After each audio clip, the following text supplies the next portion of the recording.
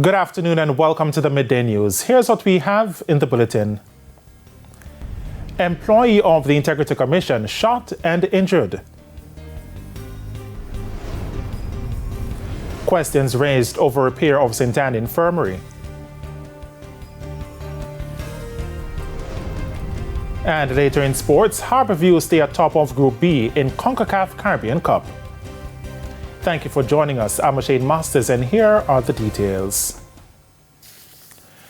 We begin with news that of a shooting on the compound of the Integrity Commission offices in St. Andrew. An employee of the agency has been shot and is receiving treatment in hospital.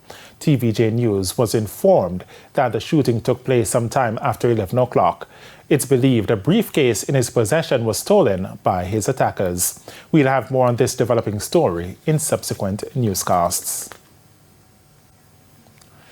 Minority leader in the St. Anne Municipal Corporation, Winston Brown, is questioning the rationale to spend $50 million on the St. Anne Infirmary while plans are afoot to have it relocated. He raised concerns at the latest meeting of the Municipal Corporation. Why would we want to spend $50 million on it now?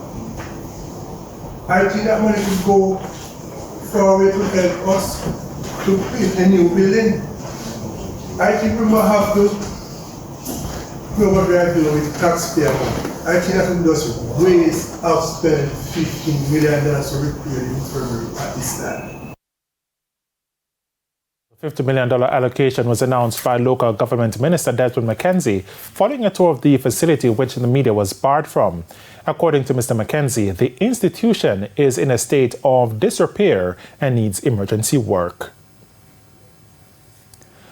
Are some residents being paid to protest for bad roads? So says Prime Minister Andrew Holness. The response comes amid ongoing calls from residents for better roads. The Prime Minister is, however, promising better roads for more communities in the coming months. The details in this report from Dwayne Anderson.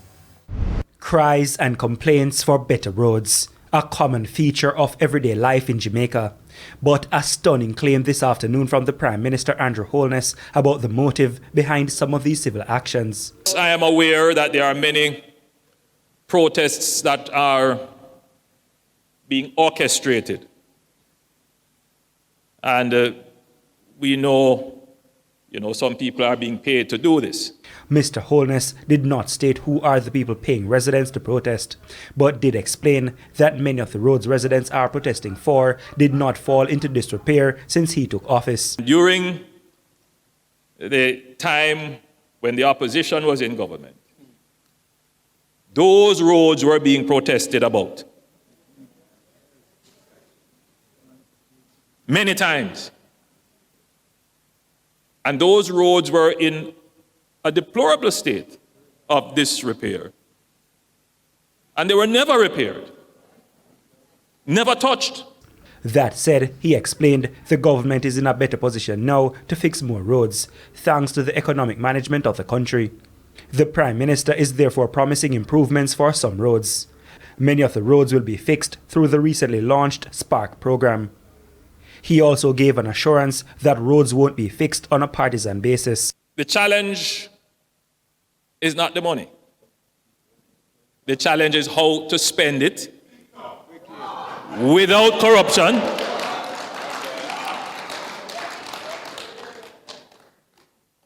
how to spend it to ensure that the public is satisfied that the right roads were repaired, and how to spend it efficiently to ensure that when the road is repaired, we didn't pay more to repair it than we should, or we have to go repair it again after just repairing it. Mr. Holness was addressing JLP delegates in St. Anne recently. Dwayne Anderson, TVJ News.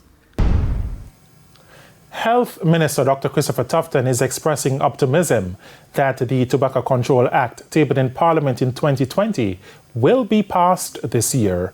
Speaking at the United Nations Assembly in New York, Dr. Tufton says the details are currently being reviewed by a Joint Select Committee.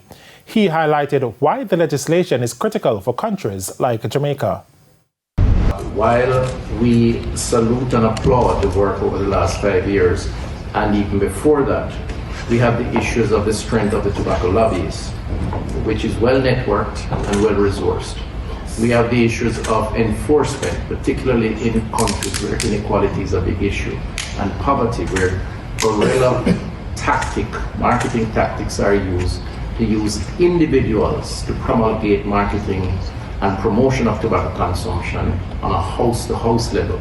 So even if you get rid of the advertising, you have to deal with the community-based interventions and influences. Trade is also a challenge, and that's why he's calling for deeper collaboration.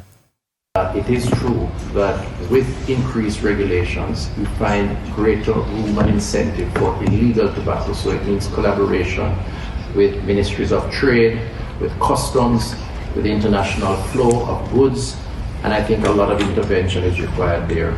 And I encourage us to work together on some of these critical measures. In a TVJ News follow-up, we continue our spotlight on teachers overseas. Now, despite crowning the local education system as more impressive, Jamaican educators in America say there are a few things the education ministry should adapt. Halshane Burke reports. Underpaid and overburdened teachers, limited resources, a lack of technological devices, broken furniture. Some may go as far as to say Jamaica's education system is broken. But with all the broken pieces, the bigger picture remains surprisingly untainted. Jamaican educators who have worked in the same system and have since left for America are saying Jamaica reigns supreme. I prefer our system because our kids are more accountable. They understand that their actions have consequences, good or bad. Now, the consensus among the teachers is the education ministry must make changes to get Jamaica's system to another level, like reviewing the governance. Mathematics teacher Lorna Vernon says rules and policies ought to be clearer. Here, it is the district that decides what the rules are. So, yes, schools can, do a little touch up and so, but the rules don't change. There's not this large disparity between one school and another school in the same district. Another focus, lower performing schools. Ms. Vernon says they need more resources. We cannot expect that our kids are going to learn. The world is changing and we're still using just book and pencil, right? And we're expecting teachers to do great things for a very small amount of compensation. An immediate positive overseas for literature and language teacher Romaria Spalding is the freedom with work attire. As long as you are professionally dressed, you are good to go here. And that makes your life a lot easier, especially in the mornings to prepare for work. A more pressing area for concern, he said, is equipping students with smart devices. Many of the students that I taught back home are maybe 2 to 3 grade levels ahead of where the students are here. And I believe that if they were afforded these kind of resources, the teaching and learning experience would certainly improve. Mr. Thompson also said Jamaican schools could be far advanced with an investment in technology. Nothing advanced, just simple steps like dependable printing facilities. There's either not going to be enough ink or there won't be enough paper. I remember when I was going to school, teachers used to ask us for donations to assist with like printing or exam papers. And that's something that I have to say is really good here. Halshane Burke, TVJ News. And it's time for a break here on the Midday News, but stay with us, more stories when we return. Welcome back to the Midday News. Renewed concerns this afternoon about the delivery of service at the Noel Holmes Hospital in Hanover. It follows the death of a 2-year-old of 2-year-old Onelia Leon, whose mother complained that the hospital neglected to offer adequate care to her child. Now, following investigations, sources told TVJ News that the hospital has inadequate staff.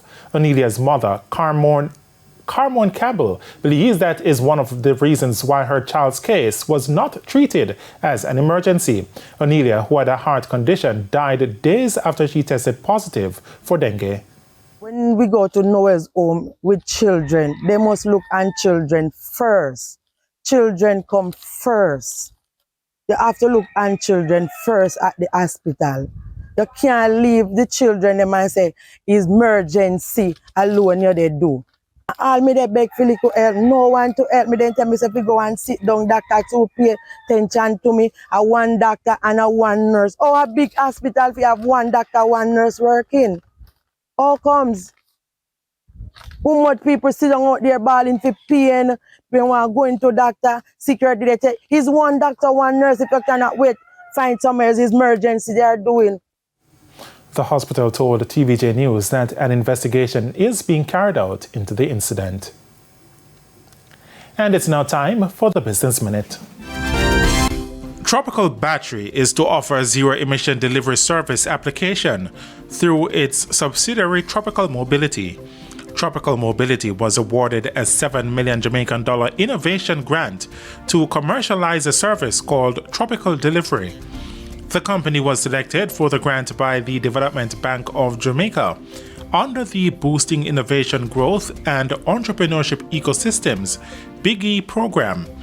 Tropical Mobility has retained first responders technology to manage the development and rollout of the Tropical Delivery mobile and web app. This will be an e-commerce marketplace that will enable merchants to create virtual storefronts to sell products delivered with zero-emissions vehicles powered by renewable energy. The first phase of the Tropical Delivery service will be launched by the end of 2023. Further afield, UK interest rates have been left unchanged after the Bank of England said price rises were slowing faster than expected. Interest rates were held at 5.25%. It comes after figures on Wednesday revealed an unexpected slowdown in inflation in August. The bank has raised rates for the past 14 times in a row in its battle to tame inflation, the rate at which prices rise. It remains much higher than usual. And that's it for the Business Minute. Time now for the top regional and international stories.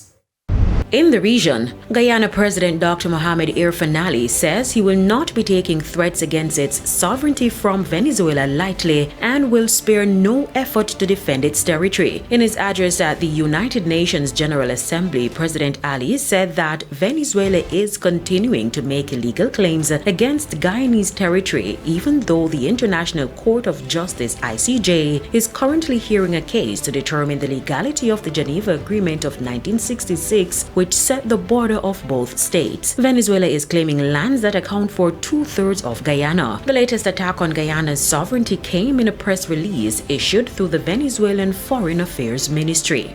On the international scene, India has suspended visa services for Canadian citizens amid an escalating row over the killing of a Sikh separatist on Canadian soil. Visa service provider BLS sent a letter to Indian Stock Exchange on Thursday that visa services have been suspended until further notice, highlighting operational reasons for the decision. Tensions flared this week after Canada said it was investigating credible allegations linking India to the murder of the separatist leader. And Poland's Prime Minister Mateusz Morawiecki has announced that his country will no longer supply Ukraine with weapons amid a diplomatic dispute between the two countries over grain imports. He says Poland's focus was instead on defending itself for more modern weapons. Polish and Ukrainian agriculture ministers say they are working to resolve the situation. And those are the top regional and international stories. I'm Carrie Simpson. And we head to a quick break. When we come back, Spencer Darlington will have your midday sports report.